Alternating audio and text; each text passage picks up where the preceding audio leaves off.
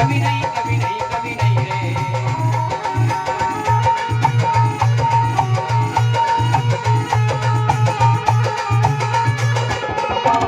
ओ कभी नहीं कभी नहीं कभी नहीं रे, कभी नहीं कभी नहीं कभी नहीं रे।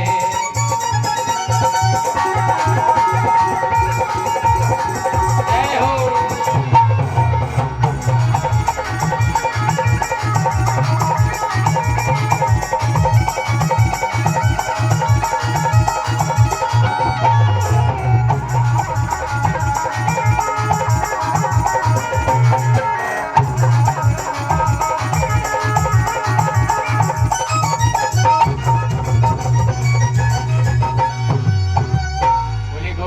महाराज की।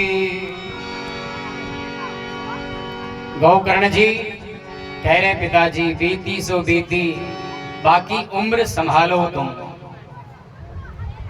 ये सुधर जाएगी तो भी आनंद आ जाएगा जीवन का, इसलिए हे पिताजी आप मरिए मत। गोकर्ण की बात को मान करके आत्मदेव ब्राह्मण देवता जंगल में गए। वहां पर श्रीमद् भागवत के 10वें स्कंद का पाठ करके भगवान के धाम को चले गए।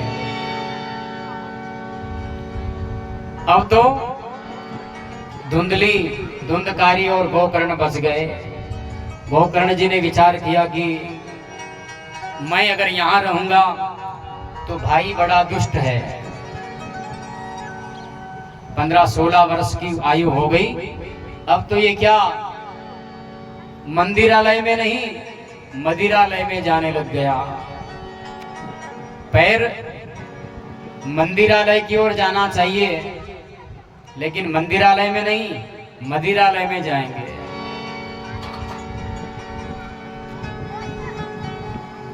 वैश्यालय में जाने लग गया, जुआ खेलने लग गया, मदिरा पान करने लग गया, चोरियां करने लग गया, डाका डालने लग गया। ऐसा दुष्ट निकल गया ये धुंधकारी। गोकर्ण जी ने देखा कि अगर मैं भाई के साथ में रहूंगा तो हो सकता है कभी मेरी बुद्धि भी बिगड़ जाए, क्योंकि संग का रंग तो जरूर लग ही जाता है। संग का रंग तो लगेगा। मान लो कहीं ठेका की दुकान है और मान लो कोई एक महात्मा वहां खड़े रहेंगे, तो आप कहीं होगा ये महाराज भी थोड़ा लेता वेचू उठे उबा है? संगत का रंग तो लगेगा। इसलिए संग हमेशा अच्छे व्यक्ति का करो। संगत से सुधरे नर मूर्ख। मूर्ख आदमी भी अगर अच्छे आदमी के साथ रहेगा तो वह भी अच्छा बन जाएगा। लूण की संगत भोजन में। मान लो भोजन में नमक नहीं डालो तो कोई स्वाद आवे?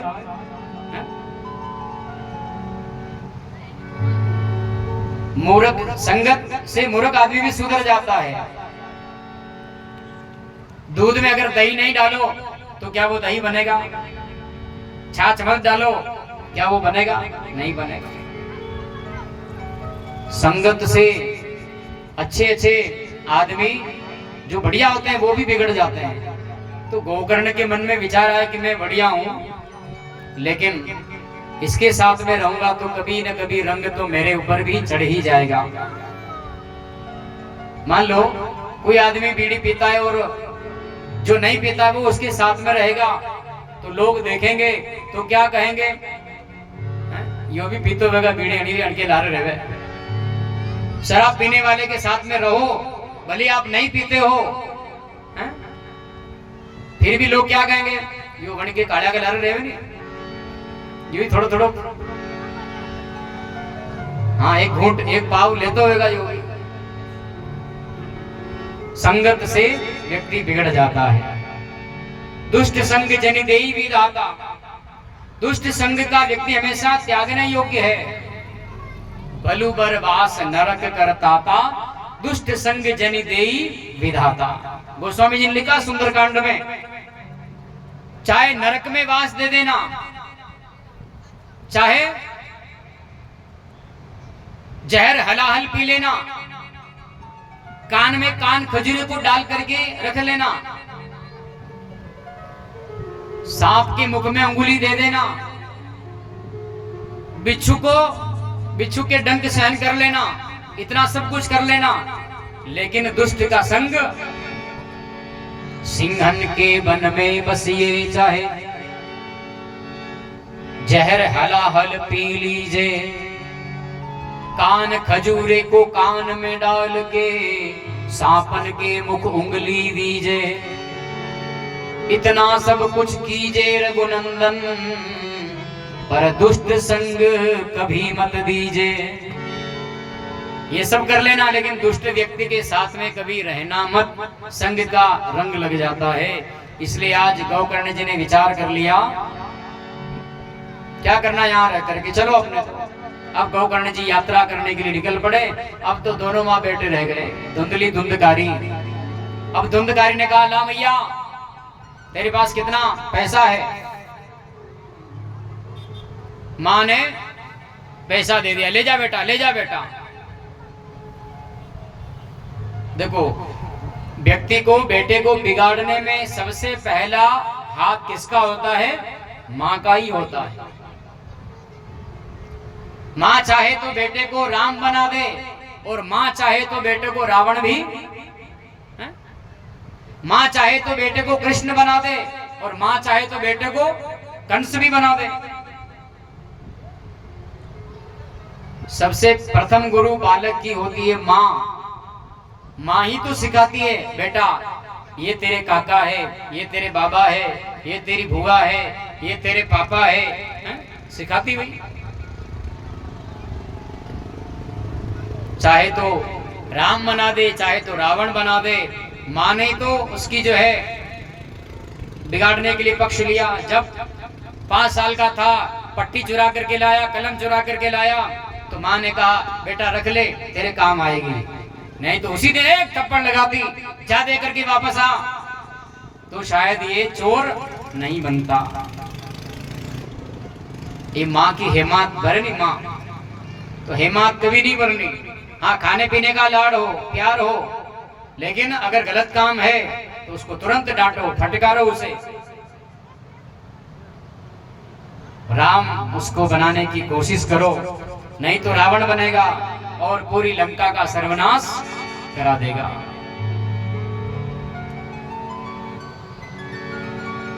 माँ ने कहा, ले जा बेटा, ले जा बेटा। देती रही, देती रही। अब तो कुछ भी नहीं बचा। जर जेवर थे, आभूषण थे, सब दे दिए। वेश्याओं को ले जा करके वो देता था। माँ ने कहा, बेटा अब तो कुछ भी नहीं है मेरे पास। धुंधकारी ने निकाला खंजर, चाकू निकाला, देती कि नहीं, अभी मार देता हूं तुझे। माँ तो कांप गई, डर गई, थर थर कांपने लगी, और आधी रात में घर से भगी और एक अंधेरे कुएं में जाकर गिर पड़ी, और धुंधली का भी प्राणांत हो गया, मर गई वो भी। इसके कारण, बेटे के कारण। अब तो धुंधकारी अकेला रह गया। अब कोई सुनने वाला नहीं, अब कोई कहने वाला नहीं, सुनने वाला नहीं। अब तो उसने क्या किया, एक नहीं 5-5 वेश्याओं को ला करके अपने घर में ही रख लिया, कोई कहने वाला ही नहीं। वेश्याओं ने देखा कि ओहो ये चोरी करता है, डाका डालता है, गलत काम करता है, अगर पकड़ा जाएगा तो हम भी मारी जाएंगी। वेश्याओं ने युक्ति सोच ली, और क्या युक्ति सोची, उसके घर में ही गड्ढा खोद दिया, और धुंधकारी रात में खाट पर सोया उसको खाट से रस्सियों से बांध दिया, खाट समेत उठा करके वेश्याओं ने उस गड्ढे में डाल दिया। गड्ढे में डाला तो नींद खुली, देखा अरे उठ नहीं पाता है, गड्ढे में इतना गहरा गड्ढा, क्या करूं मैं। वेश्याओं ने देखा कि अगर ये बाहर निकल गया तो हमें छोड़ेगा नहीं, क्या करें। और लकड़ियों के जलते हुए अंगारे लाला करके उसके ऊपर डालने लग गई, और वह छटपटाने लग गया, बचाओ बचाओ बचाओ। वेश्याओं ने सारा अंगारे उसके मुख में सब तरफ डाल दिए। आखिर में अतिशय पापी की मृत्यु हो गई, और मरते ही वह अधोगति में चला गया, प्रेत बन गया। और प्रेत की योनि बड़ी खराब है, बहुत लंबी है। ऐसा कहते हैं कि प्रेत की उम्र 3.5 करोड़ वर्ष की होती है। कितनी? अपनी उम्र कितनी है? अपनी तो उम्र कलयुग में 100 साल की है, लेकिन उसकी कितनी उम्र है? नीचे भी नहीं बैठ सकता है, पृथ्वी तक तो नहीं रहता है, आकाश में उड़ना, कुछ खा पी नहीं सकता है। उसका मुख बिल्कुल सुई की नोक के समान होता है, भूत बन जाता है वो आता है ना चक्रवात, बनो आयो ने वो, हम क्या कहते हैं उसको? भूतालिया। ये भूत ही तो है, भूतालिया, भूत प्रेत बन गया और अब नीचे भी नहीं बैठ सकता है। वो आकाश मार्ग में ही घूमता रहता है। खावे तो कैसे, कोई खिलावे तो खावे, अपने परिवार के कोई पानी देवे उसे तो वो पी लेता है, बाकी तो भूखे प्यासे ही मरते रहता है।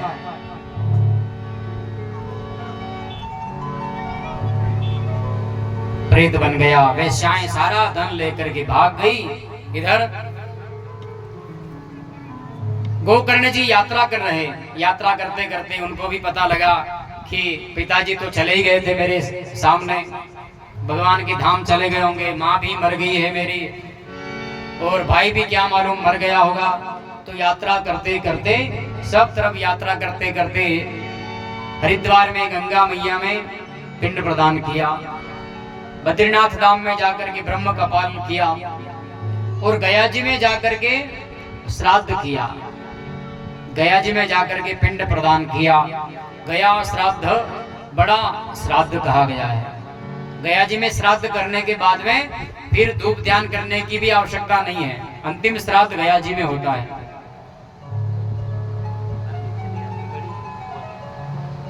गया तीर्थ बड़ा सुंदर तीर्थ क्षेत्र है, जहां पर मैं भी 2 बार भागवत करके आ गया। वहां पर गया जी में गुरु जी की कृपा से 2 बार भागवत करने का अवसर मिल गया, भगवान के विष्णुपद मंदिर के पास ही।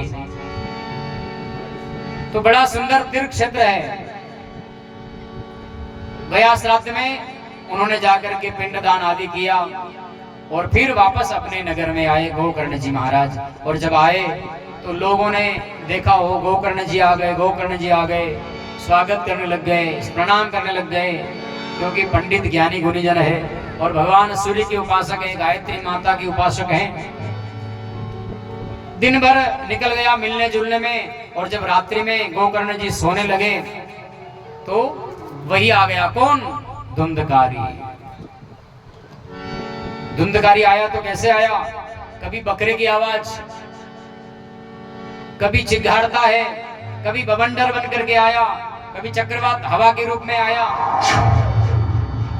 गोकर्ण जी ने कहा, अरे भैया तुम कौन हो? तुम मुझे डराते हो? मैं डरने वाला नहीं हूं। क्यों?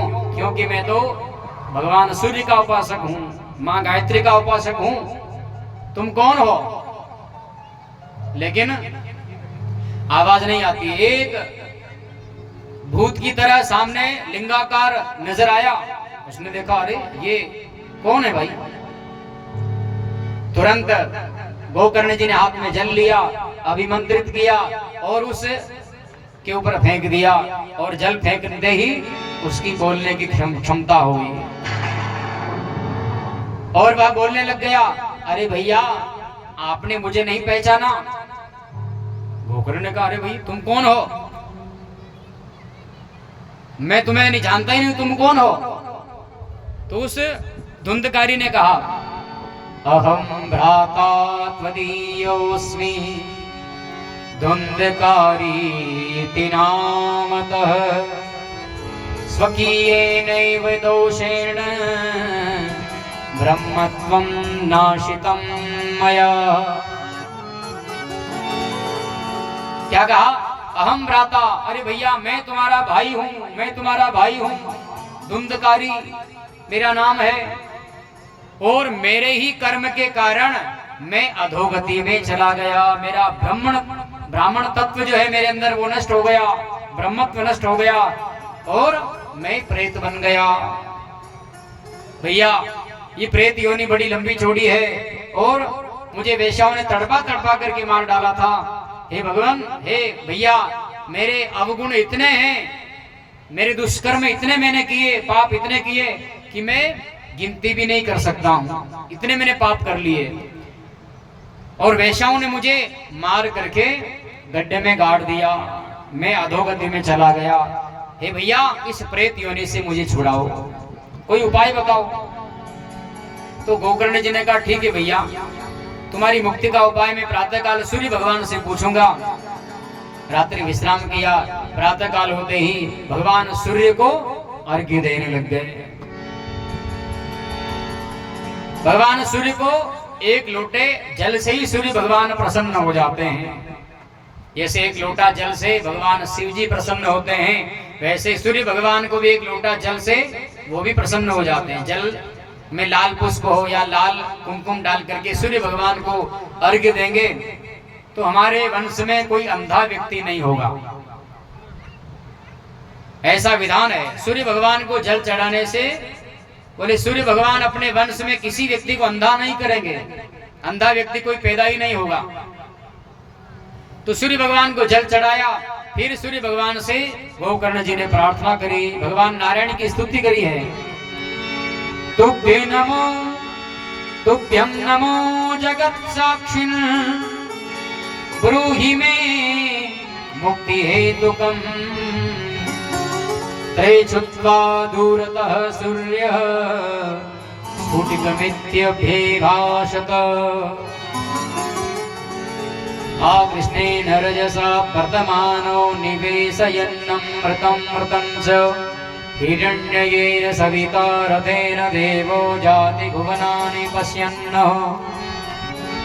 सूर्य भगवान को स्तुति करके याद किया और तुरंत भगवान सूर्य भी वहीं प्रकट हो गए।